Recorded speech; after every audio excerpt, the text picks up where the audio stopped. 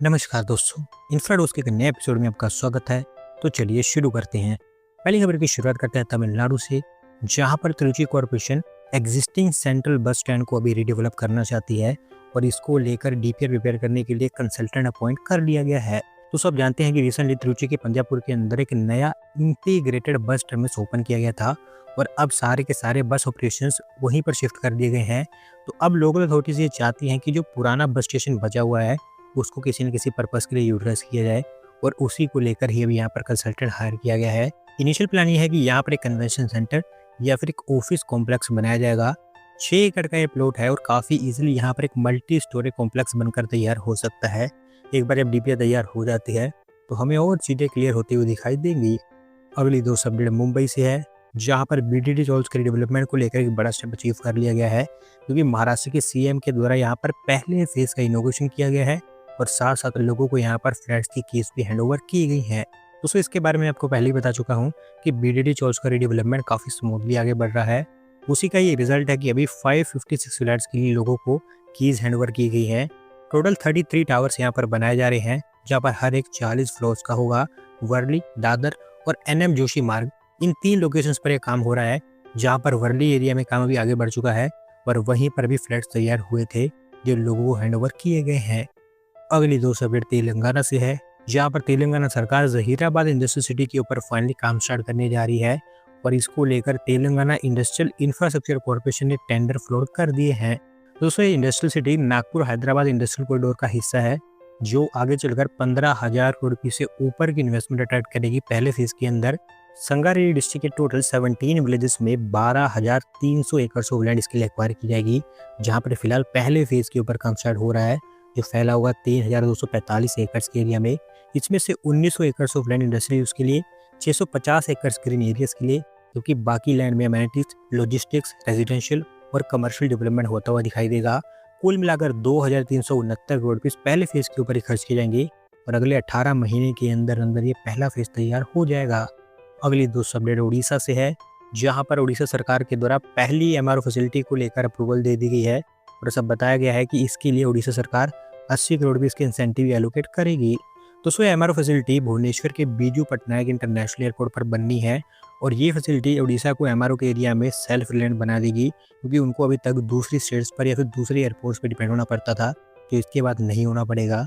एयरवर्क्स India, जो कि देश के अंदर one of the oldest company इस एरिया में, उनके द्वारा ये काम किया जाएगा और सब बताया गया है कि भुवनेश्वर एयरपोर्ट पर जो नया हैंगर बना है उसी के अंतर्गत ये तैयार किया जाएगा। एयरबस 321 लेवल के बड़े एयरक्राफ्ट, छोटे एयरक्राफ्ट, हेलीकॉप्टर्स और चॉपर्स सबकी रिपेयरिंग और सर्विसिंग यहाँ पर हो पाएगी। ओवरऑल अगले 1.5 साल के अंदर अंदर ये फैसिलिटी तैयार हो जाएगी। अगली 2 अपडेट हमारे इलेक्ट्रॉनिक सेक्टर से है, जहाँ पर इंडियन कंपनी ऑप्टिमस इंफ्राकॉम ने अमेरिकन कंपनी कॉर्निंग के साथ में टाई अप अनाउंस कर दिया है और अब ये दोनों कंपनीज मिलकर भारत के अंदर टेम्पर्ड ग्लासेस की मैन्युफैक्चरिंग करेंगी। दोस्तों टेम्पर्ड ग्लास के बारे में आप जानते होंगे कि इनका इस्तेमाल स्मार्टफोन्स में किया जाता है और ऐसा पहली बार है कि इस टाइप के प्रीमियम प्रोडक्ट्स भारत के अंदर प्रोड्यूस किए जाएंगे।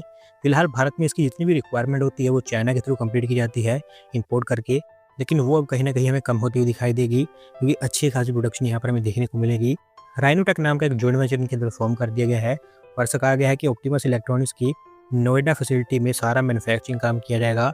फिलहाल प्रीमियम स्मार्टफोन्स के लिए यहाँ पर टेम्पर्ड ग्लास मैन्युफैक्चर की जाएंगी और एक बार जब ये अच्छी खासी चल पड़ती है तो आगे चलकर जो दूसरे सस्ते फोन्स हैं उनके लिए भी प्रोडक्ट्स यहाँ पर तैयार किए जाएंगे।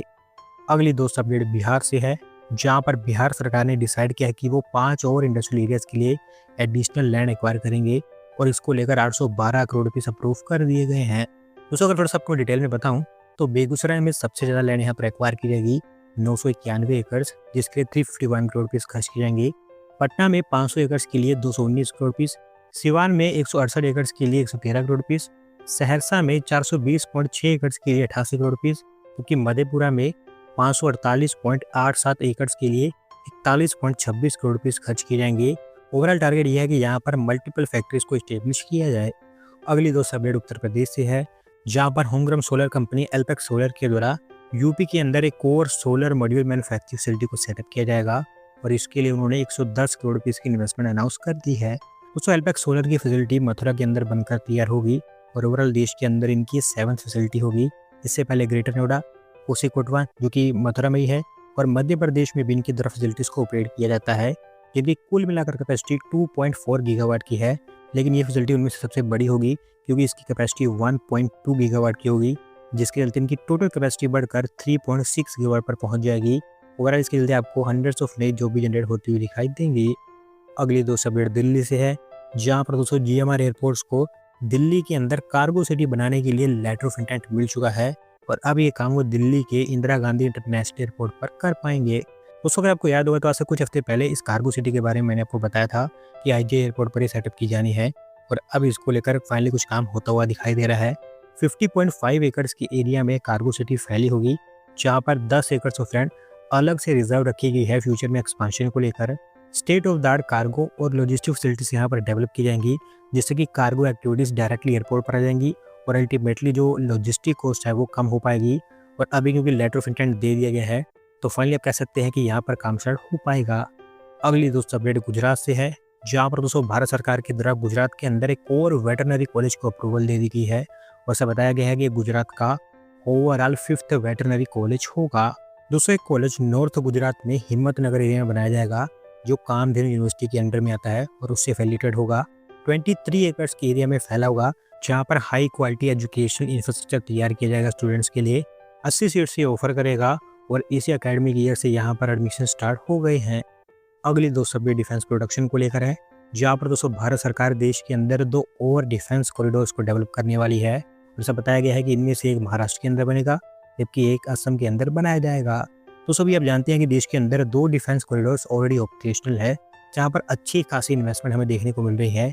एक यूपी में है जबकि एक तमिलनाडु के अंदर है और काफ़ी लंबे समय से हमारे देश की जो दूसरी स्टेट गवर्नमेंट्स हैं वो डिमांड कर रही थी कि उनकी स्टेट्स में भी इसी तरह के डिफेंस इंडस्ट्रियल कॉरिडोर्स को बनाया जाए।